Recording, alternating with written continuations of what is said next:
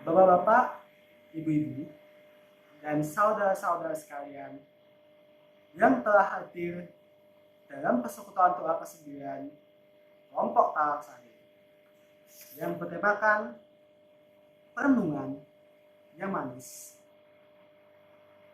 Mari sebelum memulai ibadah pada malam hari ini, kita bersama-sama masuk saat teduh sejenak untuk mendapatkan diri dan mempersiapkan hati untuk ibadah yang akan kita jalani. Saat teduh dimulai.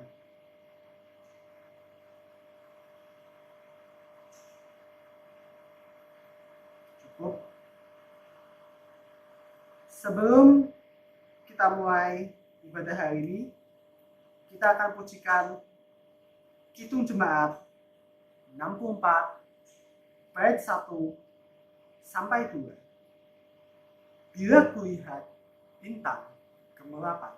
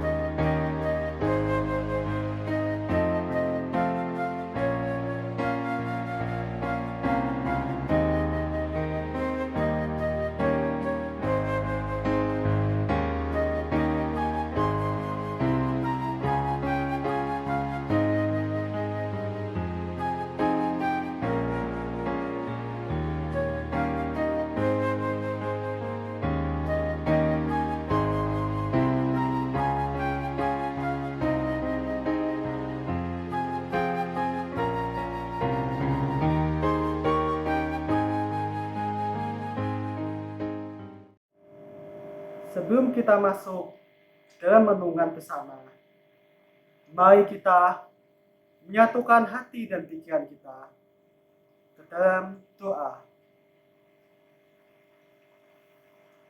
Bapa kami yang di surga, yang bertahta dalam kerajaan surga, terima kasih ya Bapa, karena Engkau telah menyatukan kami, anak-anak-Mu,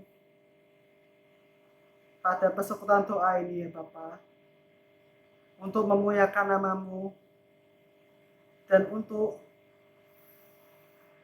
menghami firman-Mu ya Bapa. Tuhan, tolong persiapkan hati kami ya Bapa, supaya kami dapat mengerti dan dapat mengenal apa yang ingin Engkau sampaikan ya Bapa. Melalui renungan ini ya Bapa, supaya hidup kami bisa semakin kuat dan tumbuh di dalam iman ya Bapa. Supaya kami dapat bertahan dalam pencobaan dan dapat memenangkan segalanya ya Bapa.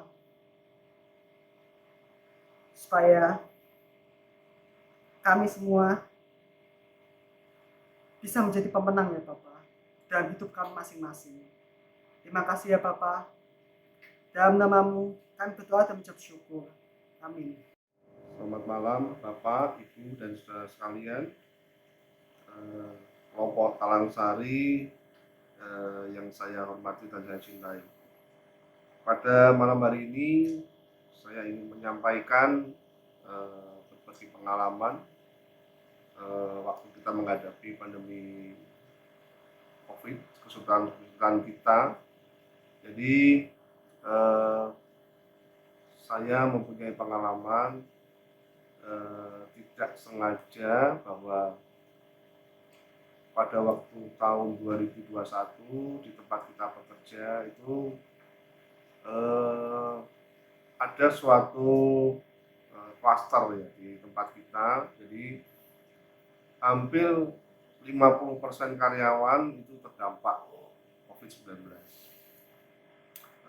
Waktu itu saya secara tidak sengaja itu bepergian dengan teman saya yang bernama Adi. Dia mengalami gejala COVID-19. Terus kemudian saya juga ditelepon kantor bahwa saya untuk sementara tidak boleh ke kantor karena teman saya Adi ini terkena COVID-19, sehingga kita mengalami suatu keadaan di mana yang berhubungan dengan saudara Adi ini harus di-track dan saya terkena salah satunya.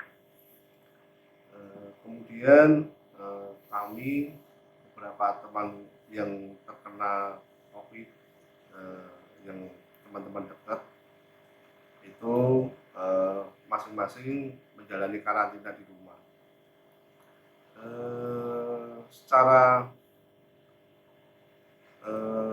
melihat keadaan seperti ini, kami masing-masing juga agak drop ya, karena kita belum pernah mengalami yang namanya suatu penyakit yang seperti ini, sehingga kita meraba-raba kita harus apa ya, dan harus bagaimana seperti itu.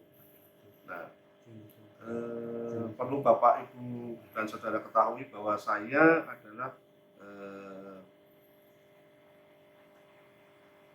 ada komorbid, yaitu penyakit pendamping. Saya mundur lagi bahwa tahun 2019 karena kami ada kewajiban medical check up di perusahaan.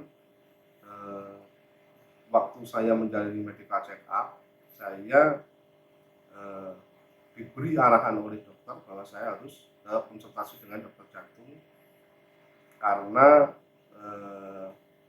pada waktu pengetesan itu dilihat bahwa grafiknya itu tidak normal, sehingga menyarankan saya untuk berkonsultasi dengan dokter jantung.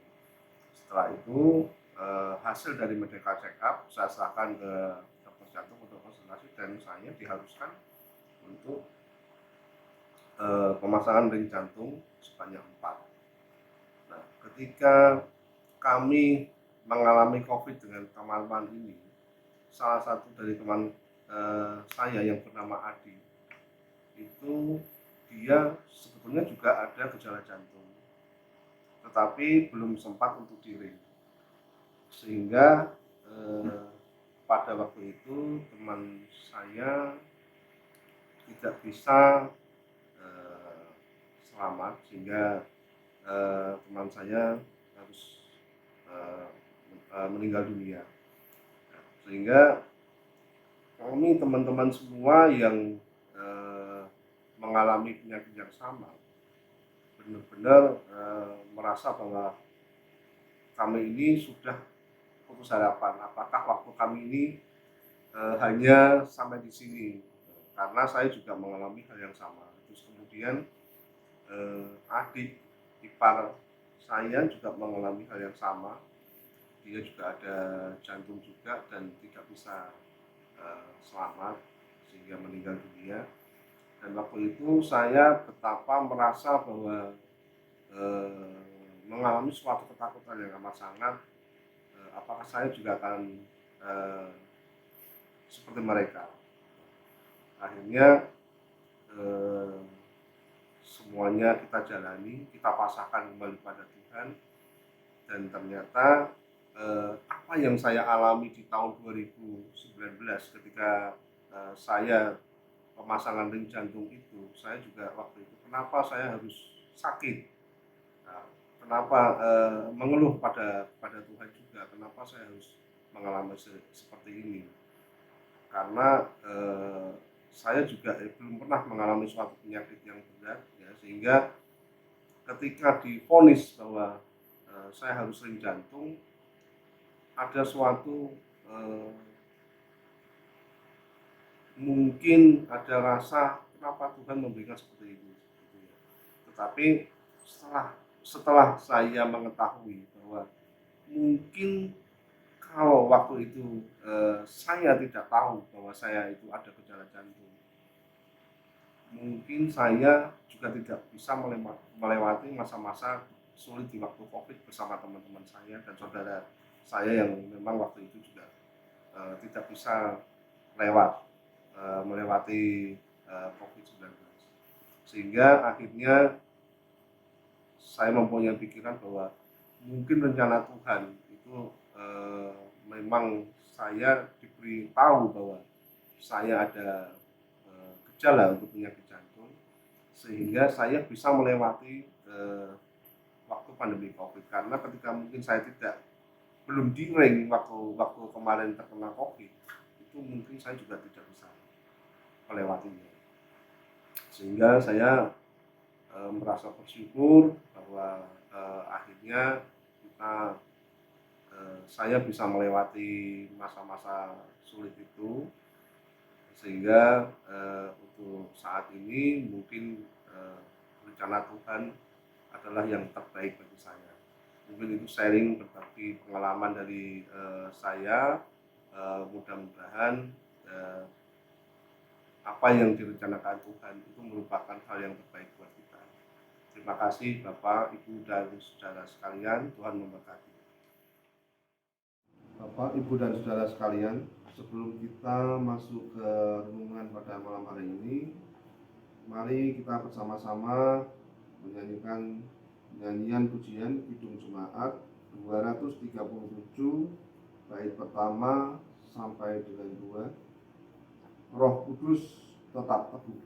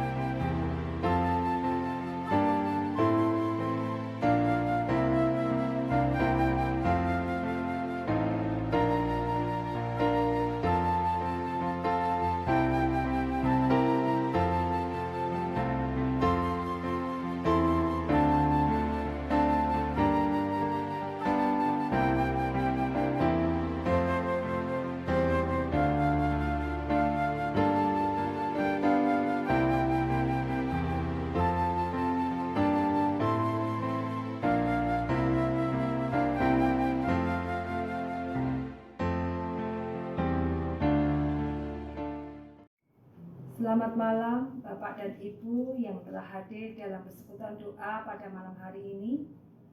Bacaan Alkitab diambil dari Mazmur 104 ayat 24 sampai 34. Demikian firman Tuhan. Betapa banyak perbuatanmu ya Tuhan, sekaliannya kau jadikan dengan kebijaksanaan, bumi penuh dengan ciptaanmu. Lihatlah laut itu, besar dan luas wilayahnya. Di situ ia bergerak, tidak terbilang banyaknya. Binatang-binatang yang kecil dan besar. Di situ kapal-kapal berlayar dan lewiatan yang telah kau bentuk untuk bermain dengannya. Semuanya menantikan engkau, supaya diberikan makanan pada waktunya. Apabila engkau memberikannya, mereka memungutnya. Apabila engkau membuka tanganmu, mereka kenyang oleh kebaikanmu. Apabila engkau menyembunyikan wajahmu, mereka terkejut. Apabila engkau mengambil roh mereka, mereka mati binasa dan kembali menjadi debu. Apabila engkau mengirim rohmu, mereka tercipta, dan engkau memperbaharui muka bumi. Biarlah kemuliaan Tuhan tetap untuk selama-lamanya. Biarlah Tuhan bersukacita karena perbuatan-perbuatannya. Dia yang memandang bumi sehingga bergetar, yang menyentuh gunung-gunung sehingga berasap. Aku hendak menyanyi bagi Tuhan selama aku hidup. Aku hendak bermazmur bagi Allahku selagi aku ada. Biarlah renunganku yang manis kedengaran kepadanya. Aku hendak bersukacita karena Tuhan. Demikianlah firman Tuhan. Bapak, Ibu, dan Saudara yang terkasih di dalam Tuhan, pada malam hari ini saya akan membacakan renungan yang berjudulkan Perenungan yang Manis. Perenungan yang manis. Selama kurang lebih 2 tahun, pada umumnya kita menjalani hari-hari yang tidak mudah karena pandemi COVID-19.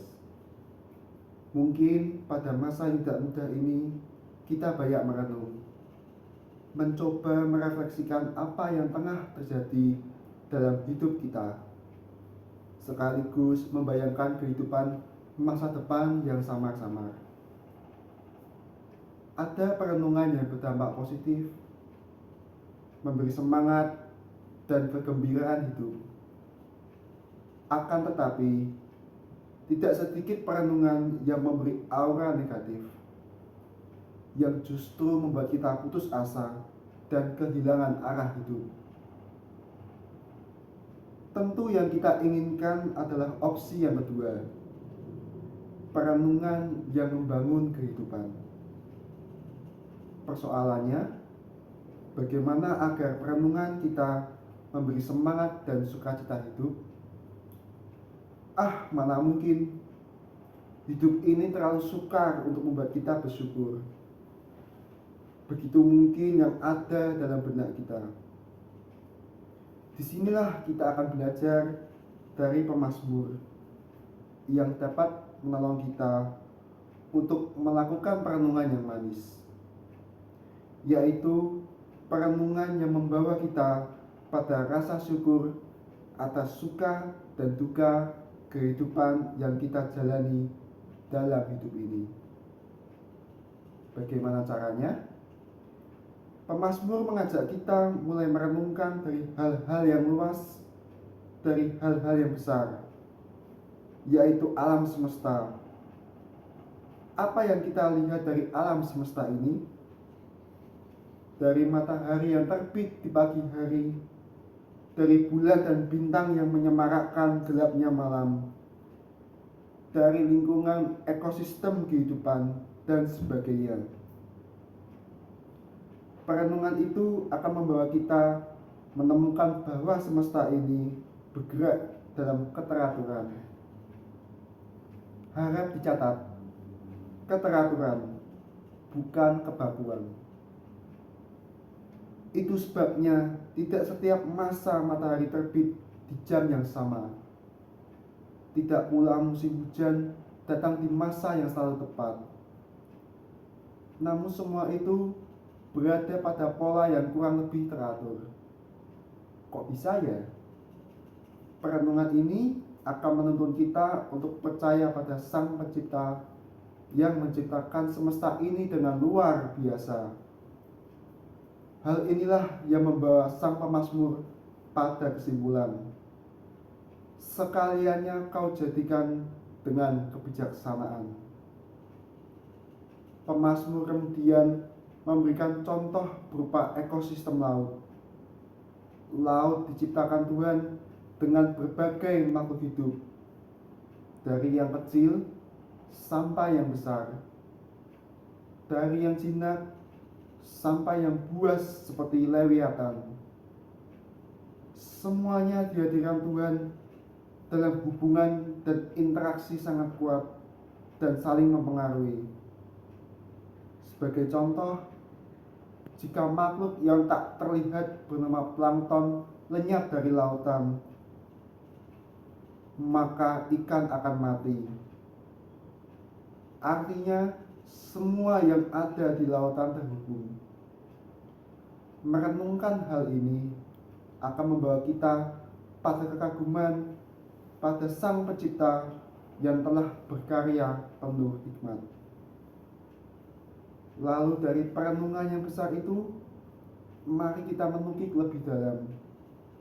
Kita mulai dengan mempertanyakan, jika ada seekor ikan kecil mati dimakan oleh ikan yang besar, apakah itu bencana? Jika ikan yang besar mati dan tubuhnya hancur, lalu dimakan oleh ikan-ikan kecil, apakah itu bencana? Bukankah hal itu menjadi cara alam membarui dirinya sendiri? Bagi ikan yang disantap ikan yang lebih besar, hal itu bisa dimaknai sebagai bencana. Namun bagi ikan yang lebih besar, dengan memakan ikan yang kecil, memberinya kehidupan.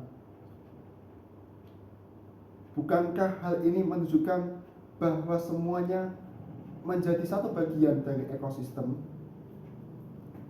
Pemazmur kemudian mengatakan, apabila engkau mengirim rohmu, mereka tercipta, dan engkau membaharui muka bumi. Kata tercipta memakai kata bara yang kerap dipakai untuk penciptaan dari yang tiada menjadi ada. Mungkin saja ini menunjuk pada karya penciptaan Allah pada semesta ini. Selain itu, ada kata membarui yang merujuk pada pembaharuan atas semesta ciptaan Allah. Peristiwa makan-memakan dalam contoh tadi menunjukkan bagian dari ekosistem lautan. Tanpa itu, tidak ada pembaharuan kehidupan di lautan. Dalam rangka pembaharuan inilah Allah menciptakan makhluk hidup dalam kerapuhan. Kata pemazmur, apabila engkau mengambil roh mereka, mereka mati binasa dan kembali menjadi debu. Semua makhluk hidup rapuh dan akan mati. Namun kematian dalam ekosistem justru memberi kehidupan bagi yang lain.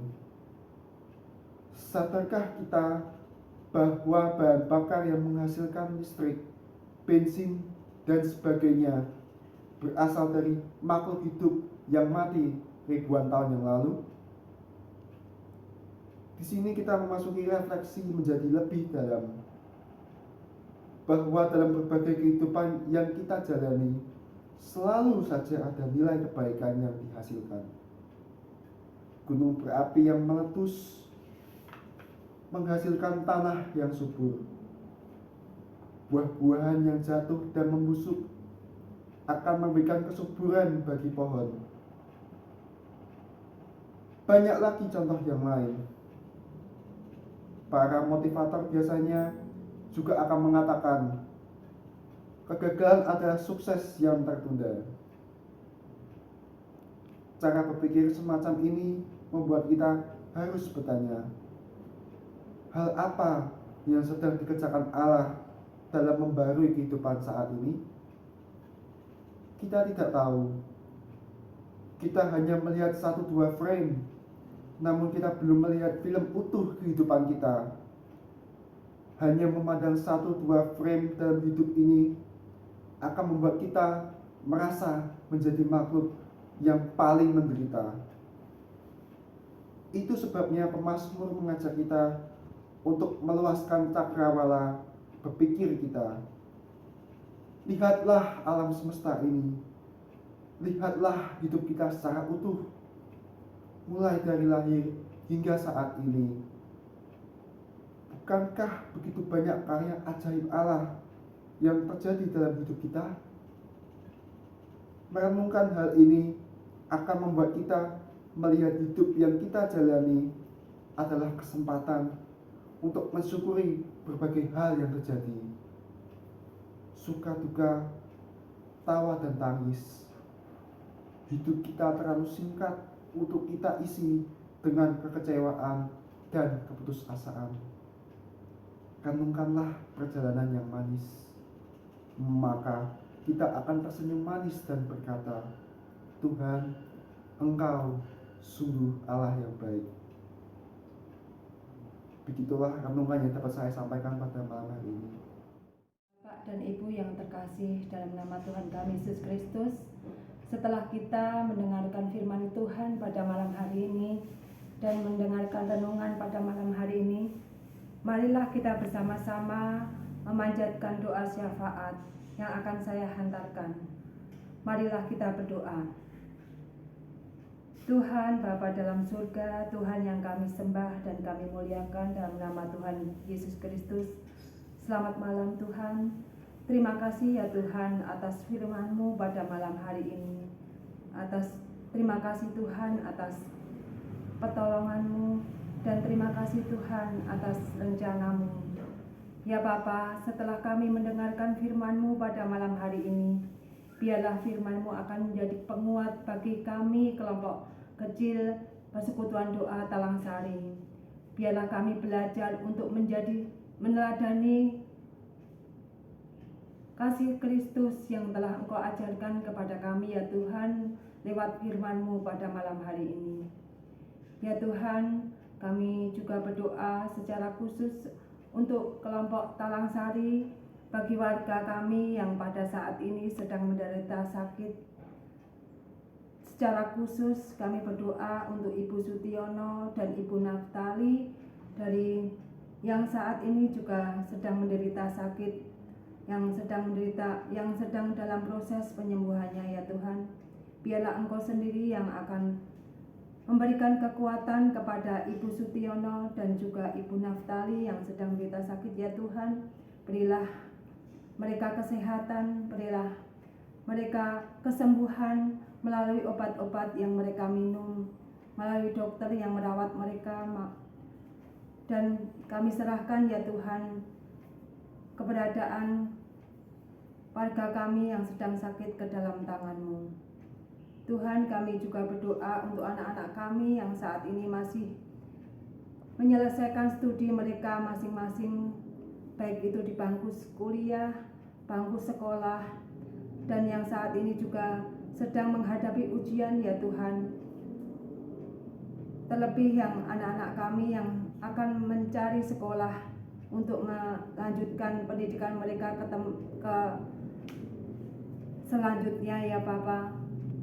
Kami serahkan Tuhan anak-anak kami ke dalam tangan-Mu. Biarlah Engkau sendiri yang tuntun anak-anak kami ya Tuhan. Engkau berkati pendidikan mereka, Engkau berkati belajar mereka, Engkau beri mereka kekuatan ya Tuhan, sehingga mereka bisa menyelesaikan studi mereka masing-masing dengan baik, dan yang mencari sekolah bisa mendapatkan tempat yang terbaik untuk melanjutkan studinya. Kami yakin Tuhan bahwa rencana Tuhan adalah yang terbaik buat anak-anak kami. Ya Bapa, kami juga mohon ampun sekiranya dalam persekutuan doa pada malam hari ini terselip dosa dan kesalahan kami mohon ampun ya Bapa. Dalam nama Tuhan kami Yesus Kristus kami telah berdoa dan mengucap syukur. Amin. Bapak dan Ibu, marilah kita bersama-sama menyanyikan nyanyian pujian yang terambil dari PKJ 241 bait pertama dan ketiga. Tak ku tahu kan hari esok.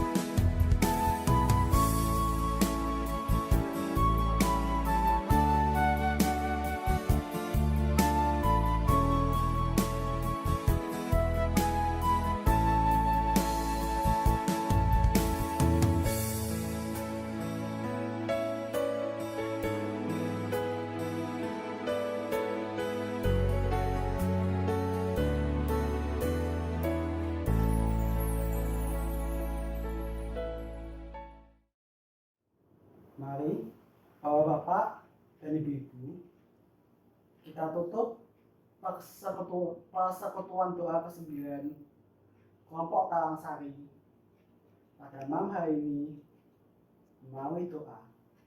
Mari kita menyatukan hati dan pikiran kita dan naikkan doa ini untuk Tuhan.